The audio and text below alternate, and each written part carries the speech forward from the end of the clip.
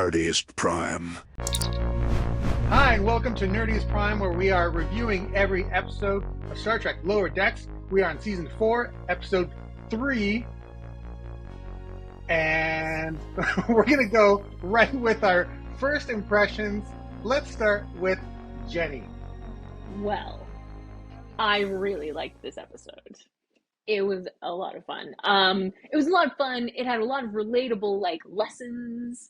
It, so many good references, some nice spins on, some classic ideas, and a Deep Space Nine, throwback that just made my life. God, that was good. So good. I loved it. Yeah, I thought it was great. Lower Decks is always phenomenal. This was no exception. A great episode.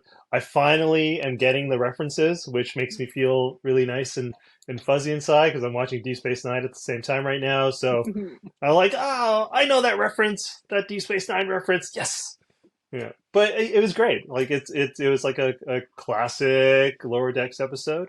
Yeah, so good stuff. Very good stuff. Yeah, once again, there's a lot to love. They're still firing on all cylinders. We had a nice little story for the senior staff, a nice story for the lower deck staff.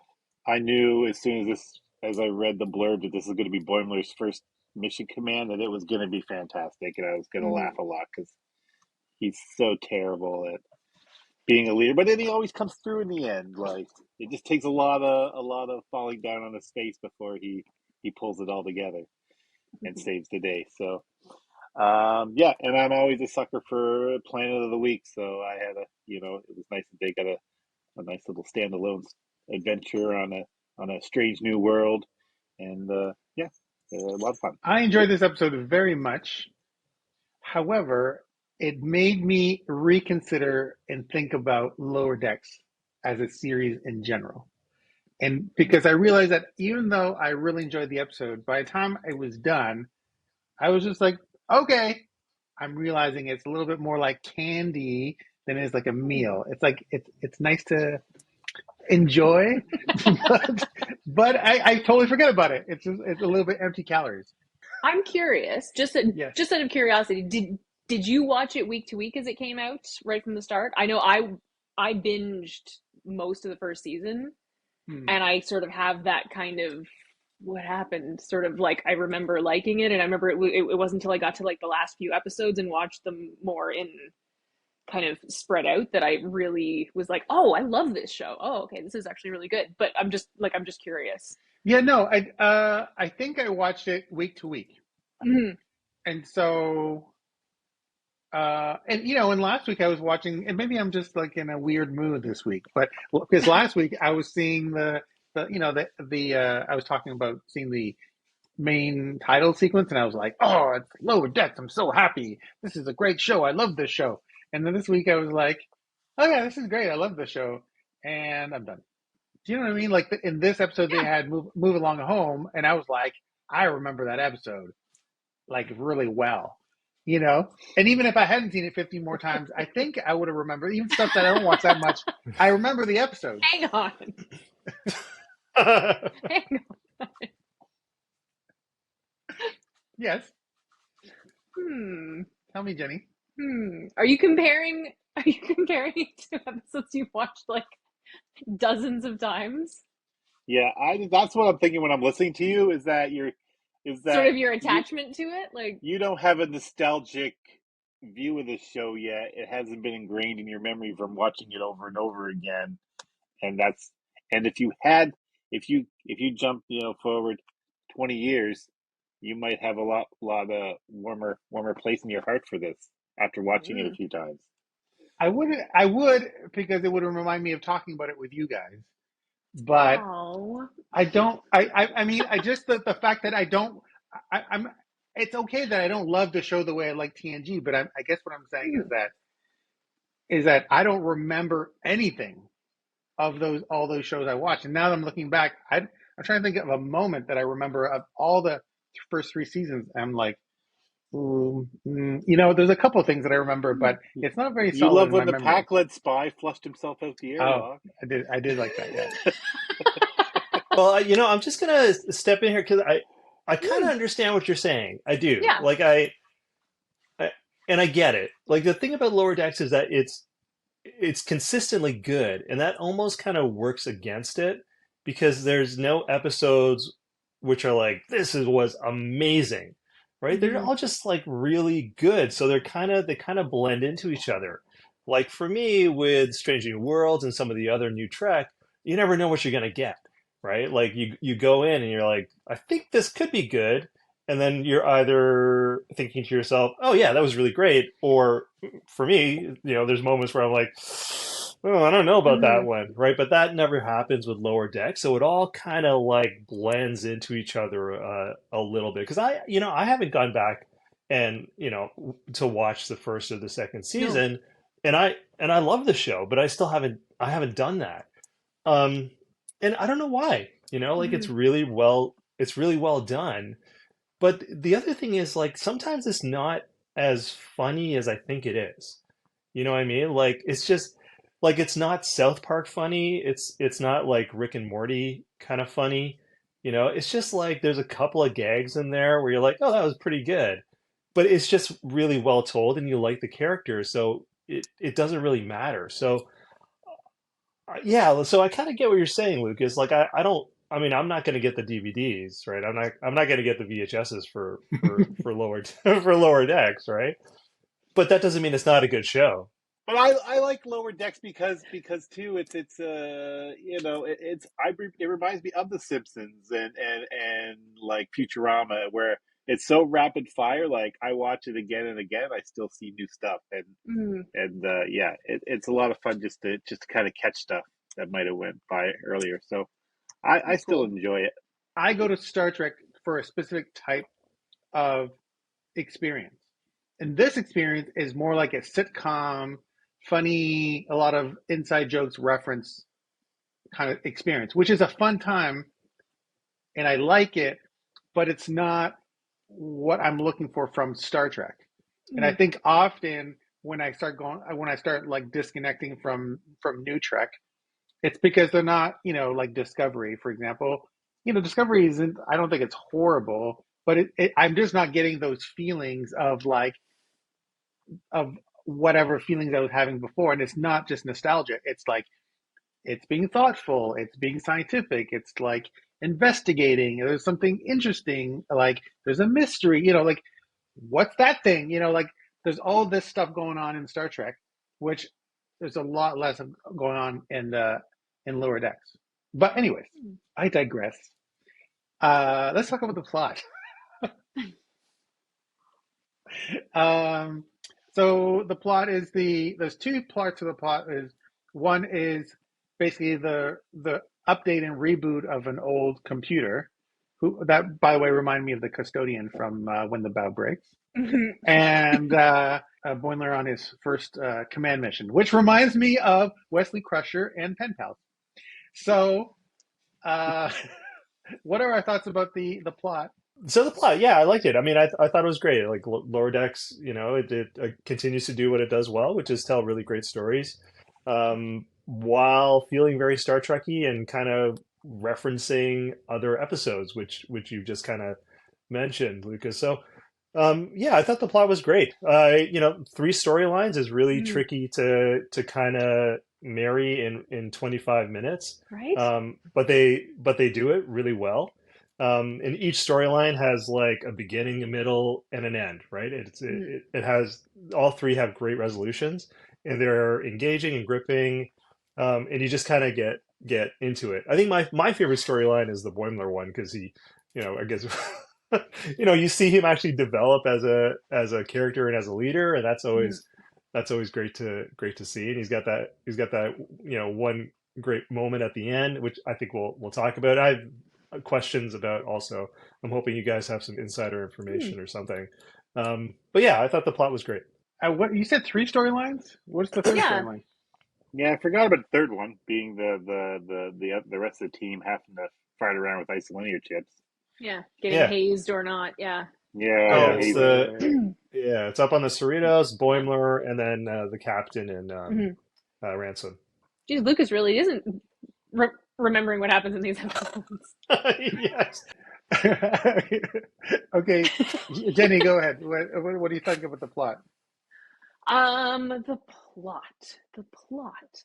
Yeah, the plot was awesome. It was I thought that was like a really like classic Star Trek setup in terms of, they've got to go help some place fix something that's broken in some way, and they've got to, go down and uh kind of magic it in some way because they're just, I don't know, like, yeah, definitely echoed some things we've seen before, like you say with Wesley, for example. Um, and I thought that in particular, I think that was my favorite part too. That was the whole thing about like delegating. Like I feel that. I felt that in my Mm. bones, like, I'll just do it. It's fine. Um, and yeah, and the whole side thing, I really like that they're talking about and sort of going from being ensigns to being ensign, or lieutenant junior grades, just because it's not something that we have really seen before. It's just interesting. It's interesting sort of seeing that part of the lower decks experience, and the way that it played out was hilarious. So yeah, well done all around, I think. Yeah, I think I also personally related to Boimler's storyline Mm. because I also had that trouble where I can't tell people to do stuff, and I always Oh worry yeah. that they're going to screw it up if I Mm-hmm. do. So, and I'm the kind of guy who, yeah, I'll just do it myself. Don't worry about it. And mind you, it doesn't go awfully wrong like Boimler did, but usually I find when I work by myself, it just goes better. So I haven't had that experience yet where delegating actually helps me, but but maybe someday I'll be in Mm-hmm. over my head, and people who I previously didn't have confidence in will earn it. Okay. Wow. I was gonna laugh too. I'm like, how do they figure out these ancient computers? I guess that's the gag is like, because they just go in there, tear it apart, and like, oh, I'll just got these ancient pictograms, and I'll just do, and it's all better.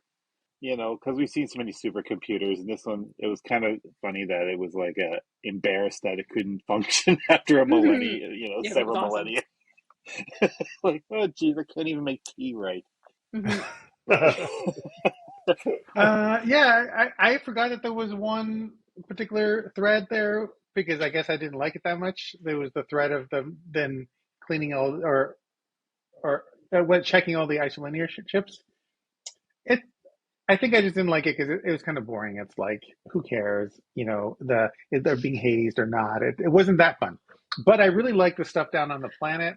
I like you don't see in science fiction very often those ring kind of Yeah, that was planets great. or not planets but communities. Um, Mhm. Mega structure. is that okay? That's what they called it. Right, the mega structure, yeah.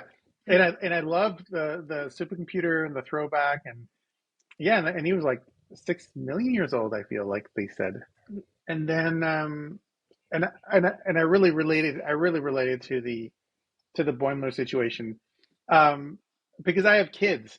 So I think Mm. I laughed so hard in that middle section of the episode where Boimler was like, "Just do this. Never mind. I'll just do the other one."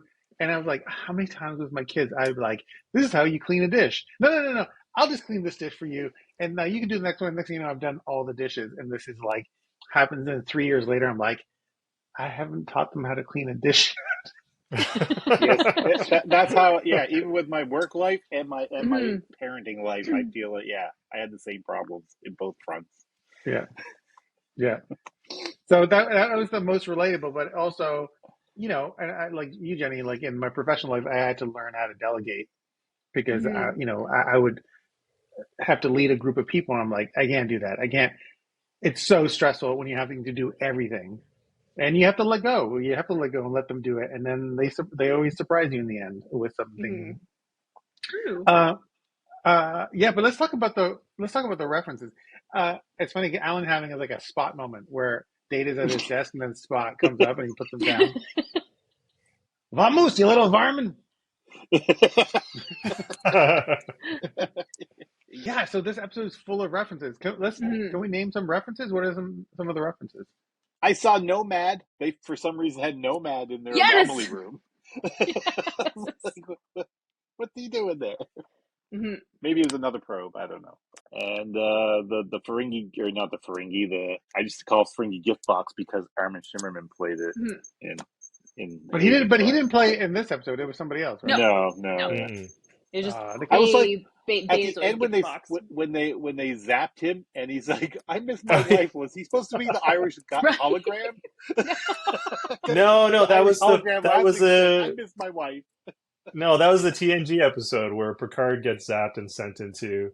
Oh no, but that makes sense. So you're saying they had the whatever that probe from Inner Light zap From him, and Catan? That's then right. and Yeah, he lived this whole life and came back. Is that what just happened there? Because I didn't get that yeah. joke. Interesting. That's what happened. That's That's interesting. what happened. Yeah. That's interesting because the clothing that all the Oh, people wore on the planet was very Catan-esque. Like it was all the sort of tie-dye kind of like what just silky. reminded me of like Mm. a Yeah. TNG, Yeah. Planet of the Week. They all had like Yeah, these Catan. Yeah, drab colors. Yeah. specifically. Because they're a bunch of hippies. They're part of artsy hippies. Exactly. Can you imagine? Clearly, these are way worse than these over here. And Ransom's like, "There's no form. There's no Yeah. understanding of line. What's happening? Yes, It's terrible." we've That was learned awesome. that Ransom has an eye for sculpting Hmm. art. So Hmm. yes, we learned something new about him. See, once again, the onion, ransom, there's so much there. But it doesn't matter. Well, character development is always nice to see. Yeah. What do you mean, does it matter? Yes, because the more Because that I'm we not going to see remember. that, I'm the not going to more. remember. And Well, next week, you I'm not might going to Well, not. that's remember. your problem. Lucas is unfortunately not making new memories, so. But some of the rest of us are Yeah, remembering. that's true. That actually might be a medical issue. I think you might need Mm. to Yes. go check it out. All I'm not right. saying it's. Yeah, it's strange to me that I don't remember. Mm. And I'm Okay, saying, so in the anomaly room, there was like a spider. Is that from an episode? There's like a glass cage, and then there's like a spider, and then I think Rutherford or Tendi is like, don't get bitten or your head's gonna run away. And I was like, that's a very specific Oh, episode, but I don't remember that. I don't think that's a thing. I think that's just a thing they made up. I've never seen that. or was it from the first Okay. season? Lower Because Decks, when she said that, I felt like I remembered something about it. but you don't remember. That's my But I point. don't remember. Oh my But I've God, only Cat. watched it once, and I binged it. And then there was the obvious like move along home reference. My DS9 guilty Oh my pleasure. god. Yeah. Oh yeah, Yeah, I don't know why Yes. people. I don't know why I people hate love that that episode. episode. I know. yeah. it's not that bad an episode. Yeah. Everyone was like, this No, episode nobody here sucks. hates an episode. So where's the hate coming from? Like, Yeah. statistically speaking, one of us should hate that episode. Alan And I Yeah. Marine, think 1, that's 2, carried 3. over. Alan Marine, come with me. Chap 2! Oh my Chap god. 3! Oh, it's so good. That was so good. Mhm. That was perfect. Does it Remember make when the sense? time when that crew was trapped in a board game? Yes. Exactly. Yeah. Jumanji? Well, that's the thing. That's what that's a part of what I like about Lower Decks is that Mm. it's fun that Star Trek makes fun of itself. Mm. I think it should make fun of itself because when it gets too serious, like anything else, it's just like, I don't think it is. Mm. you don't think it? I think no, because I think something like Galaxy Quest is making fun of Star Trek, but Lower Decks isn't really making fun of itself in that, oh, look at how stupid this is, right? Like it's something different. Like Mhm. it's almost reverential in a weird sort of way. Like Yeah. and it's sort of mm, unpacking a lot of what makes Star Trek work Mhm. through comedy. But I don't think because I think if it made fun of itself, I don't think I would like it as much, Yeah. right? Like I don't. I think I would be like, oh, I don't know about this, you know, because then Well, I I don't would know. feel bad. Yeah, Mhm. but I don't mean like making fun in like a dismissive way. You know what I mean? Like you can make fun Yeah. in like, I don't like you. Like this is stupid. Like, but you can also Yeah. make fun like, you know, make light of or just point out weird, stupid things that don't make any sense. But just make a joke out of it. Mhm. As all the discussions we have about things in Star Trek, we love Star Trek, and that we're always pointing out things that don't make any sense. Mhm. I So, think I think part of the humor in Lower Decks comes from it being really referential about how we as fans think and talk about Star Trek too. So mm, it's mm, mm. it's like putting us in the like Yes. like it's making us avatars of us basically and We're making those we're low references on decks, screen. Yeah. and it So also says there's a lot of like love in talking about moving on home, exactly, which is nice exactly. because we Yeah. all we all love the Yeah. episode, and it's like, oh, we love it Hmm. too. And really, I would have preferred that whole episode to be a moving on home episode. I I think would have I'm Ah, preferred happy that. too with this show. How it references deep cuts that a true fan knows, yeah. and you can respect the fact it's like they really know this show Hmm. and they're really fans of it. They're not just, and they're aware of the parts that fandom, kind of teases and makes fun of, what they think is the best, who the coolest characters are, who are the maligned Hmm. characters. They're aware of all this stuff, and then they totally Yeah. respect it too. So I appreciate. I think that's what I worried about this show coming out was that it was just going to Yes. be something with people who didn't know the show, like watching, well, like Discovery. I mean, Hmm. Discovery took a long time to warm up to because it didn't feel like they knew where they were coming from. And Yeah. this one, they obviously know the source material like the back of their hand. So Hmm. it's nice to see that. Okay, what's the deal with the koala? Is the koala God in that universe? Like, why is the koala in Boimler's brief afterlife? Like when he's in that purgatory scene, and the koala's like speaking backwards, like in Twin Why? Peaks. Because, Oh, is that a mystery? We don't know this, right? I think well, so. well, Yeah. when that Was it a ensign ascends reference? in the first season, he meets the koala when he ascends to an energy being, and he Hmm. feels like that's God. Nobody remembers that from the first Oh, season. okay. Okay, cool. But yeah, No, first the, season's the just a space bit Hmm. gore. koala was in there. How they made a joke about so many regular characters coming back from the dead. They're like, "Oh, how was your experience coming back to life?" Like, because I think like how many, like 25 different characters now have been killed and brought back to life. I wonder if they've all Yeah, seen koalas. I don't understand how he survived that explosion, but it's a cartoon, so let it go. Exactly. And it's That Star looked Trek, pretty which pretty is, pretty severe. yeah. Would your face been red if they attached a yard him and didn't even and Oh my kept it a God. big lid Yeah. on it? Jack Quaid is just like, I don't like the development of my character in Yeah. season 4. I want out of my contract. Can you just kill me off randomly in this episode? Okay, let's talk about very short treks. So there's two of them. First one is Skin the Cat, and the second one is Holiday party. Holiday Party. Okay, so Hmm. very, very briefly, we'll go each of what we thought about Skin the Cat. Let's start with Jenny. I appreciate like anything. I really like things that are just crazy. Like the peanut hamper episode of Lower Decks. I loved that episode. Like I loved it. It was so weird and so like kind of batshit. Like it was just, but this, and this wasn't that, but it was just that level of just like they're just gonna keep going, are they? They're just gonna keep just that guy's got a butt for a head. Okay. And I very much appreciated Ethan Peck's completely um straight delivery through the whole thing where he was just like, Captain, like this is it, I just that was yeah, that was great. It's a weird thing. Yeah, the first one was pretty good. It was a little irreverent, and it seemed like Captain Kirk was really going off on a tangent, rambling about stuff that Captain Kirk would never ever ramble about. They're fun little things. I mean, I don't take them too seriously. You know, I don't consider them to be like part of the actual universe or anything. They're just like a They quick don't little either. joke, and then they're over. So Uh, yeah, but I said that the first one was, you know, got a few chuckles out of me, but the second one, yeah, I really love the second one. So yeah, I love these. I think they're hilarious. I'll laugh out loud, right? Like actually, literally laugh out loud. And I don't know why they're just so dumb, but it's just it's just so funny. It's like, it's like that scene in Family Guy where oh, what's his face? I totally blanked on his name. The main character.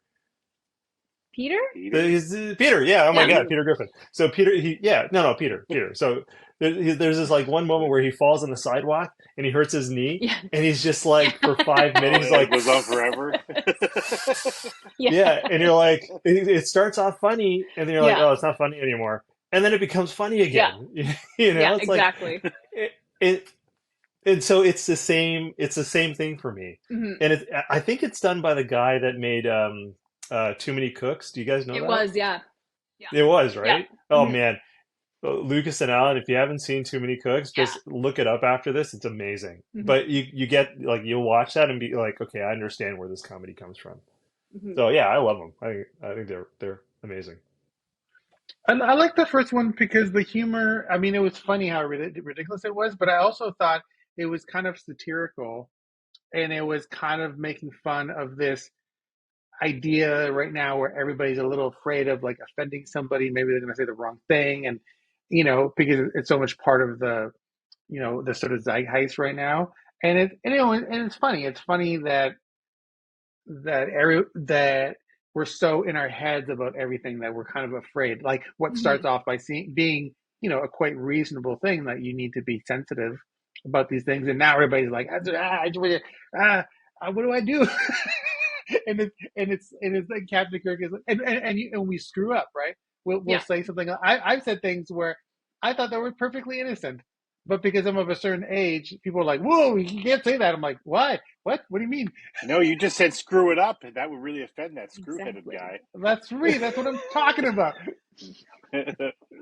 What are you saying? The screws always freak things up? So okay, so then there was the second very short treks, which is Holiday Party. Let's talk about what we think about that. Let's go in reverse order and talk Mhm. about. Start with Alan. Alan wants to talk about it. Okay, go. Oh man, I died when his blooper reel had the in memoriam from the Klingon War.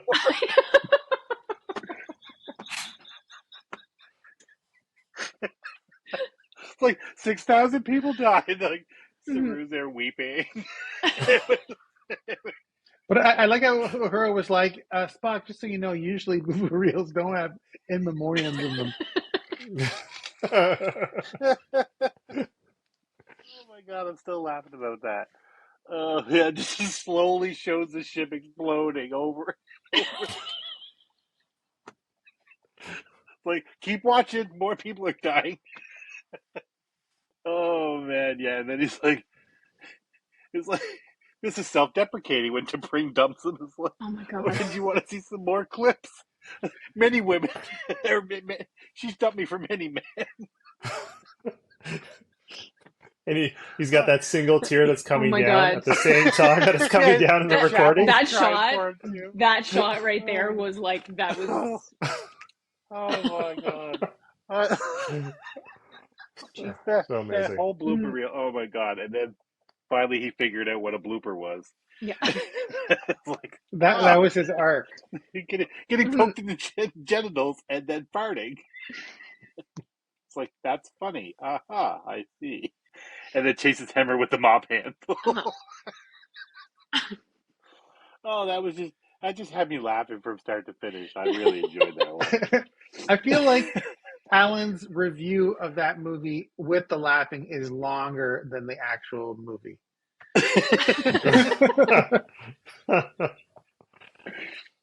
It was very funny. I mean, honestly, for me, that moment with the single tear, like shot for shot together was like that that was the peak of humor forever. Like it was just that was brilliant. And Ethan Peck is so good. yeah, yes, exactly. And once again, his delivery is just perfect. Yeah, that was I liked that quite a bit. Maybe not quite as much as Alex. I'm really interested to see like what the rest of these things are, because Yeah, I can't imagine anything being as funny as that, but we'll see. yeah. Not only does he slip on the water, but he gets a moth handle in the penis. And then space diarrhea lets loose. Oh my god. It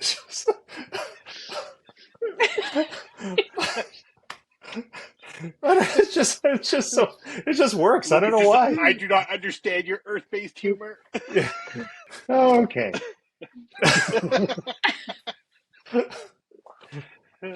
Oh, I keep fogging up because of laughing. It's just not what I'm looking for in Star Trek. That's fair. That's totally fair. But I mean, let's just do our ratings of the Lower Decks episode. I thought this episode had relatable themes, some fantastic references, a nice little peek into the Lower Afterlife? Decks situation, the little peek into the afterlife, absolutely. It had a ferret. It had Move Along Home. Oh my god, T'Lyn was also amazing in this episode, incidentally.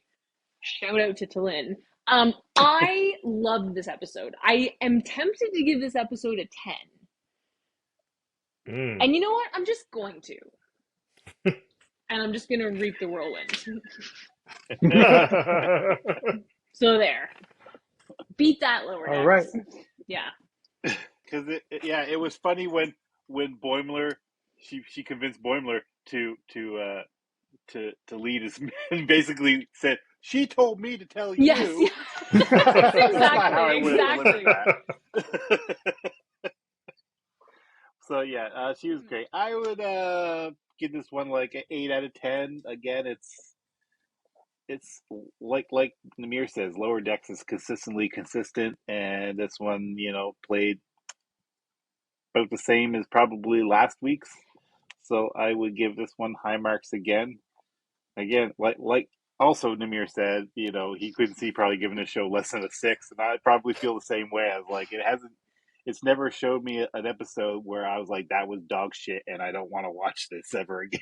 Yeah, I'm also going to give it an 8 for the aforementioned reasons. But, there were two things that I actually missed about the episode. The first was I liked that they were kind of doing those scenes from like the larger story arc with that weird ship that was coming in and destroying other ships. So I was hoping to get a little bit more information about that because that's super interesting. And I think they missed an opportunity by making Lancelot a weasel and not an ocelot. They should have made Lancelot the ocelot. Yep. But they didn't do that. You're right. I know I'm right. I'm gonna write a letter to them. You should. And I want to hear some what was it? Tellerite slop jazz? Oh my god. Yeah, like that whole thing. Oh my jazz. god, there was so much good stuff in this episode. How do you make music wet? I'm trying to remember too, and maybe Luckas can, because he's a TNG expert. Is that isolinear room the same style room as from season 3's Evolution when the nanites go into the computer core? I feel like it's the same. Very computer core-esque. I believe that Jenny could also answer this question with her knowledge. I was talking to someone the other day, and they were like, "Oh, and they're in this room with all these like dots on the walls." I was like, "No, that's a computer core, definitely." Okay, I'm gonna give this episode a solid 7. and I'm feeling I'm being slightly generous, but it wasn't horrible, and I did laugh when I watched the episode. I like the Boimler stuff arc because it was very relatable. I liked the troubleshooting ancient computer because I found that really relatable. Mm-hmm. And I didn't like the other part where I was being hazed because it's not relatable. And so I gave it a 7 out of 10. We will be back next week to review Star Trek Lower Decks, episode 5. And we will see you then. 4.